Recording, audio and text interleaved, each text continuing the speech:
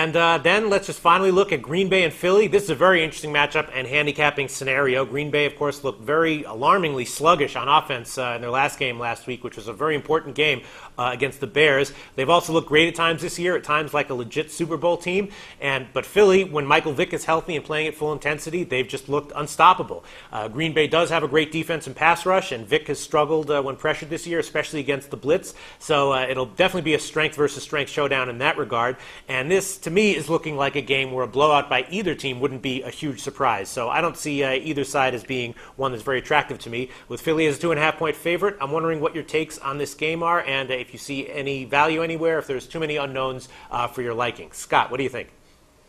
I like Green Bay in this game.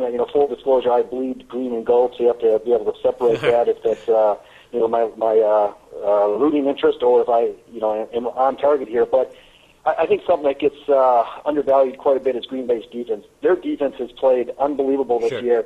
They've had some injuries, but some of the guys that they've actually replaced their injured players with, Desmond Bishop replacing Barnett, it might actually end up being a lot better than Nick Barnett. They lost their safety early in the year, but he was a rookie. They've replaced him with other safeties. And to get Cullen Jenkins back in this game on the defensive line, that will help them a lot.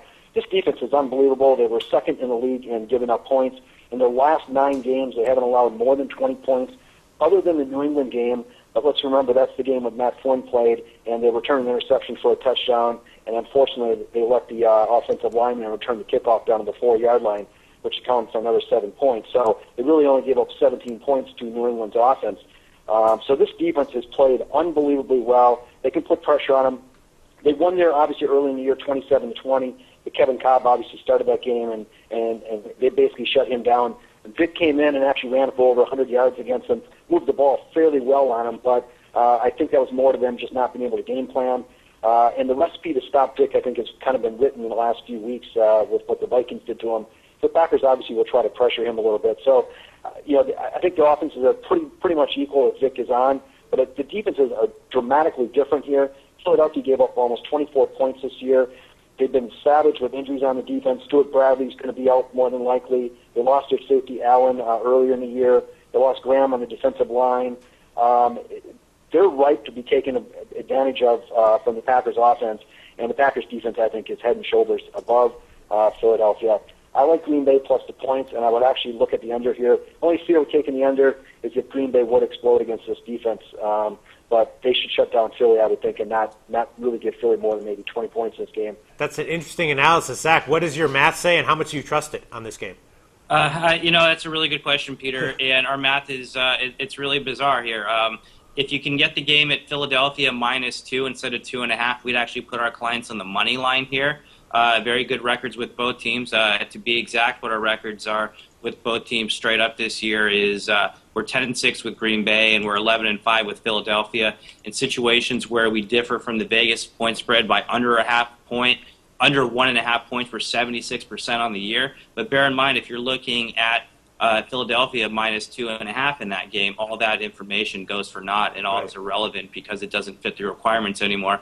So it's really a matter if you want to haggle for the 1/2 point. If you do, then we'd recommend Philadelphia on the other on the money line. But realistically speaking, we can't give a strong play either way here. The numbers just don't support it. Too much around 500 and too much haggling for a 1/2 point to lay odds.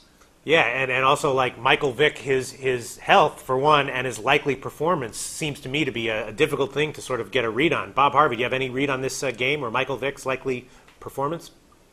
Well, Michael Vick's got a severely bruised quad, but he's going to play. But he's going to be slowed down. It's not going to be the same Michael Vick who turned in a few MVP type performances during the middle of the season. I've got this game, Packers winning it by 5. So I really like Green Bay, and I think it's Scott who also likes Green Bay and maybe is afraid of the the hometown affiliation or whatever. But Scott, I like Green Bay as well. My only concern, and it really happened with both teams, is I'm not sure what to make of either offense. The Packers struggled to get 10 points against the Bears, and the Bears weren't really playing for much in that game. And the Packers lost back on December 12th to Detroit. Again, they scored 3 points, lost the game 7-3. So which Packer offense shows up? Is it the one that scored 45 against the Giants, or is it the one that scored 3 points against Detroit?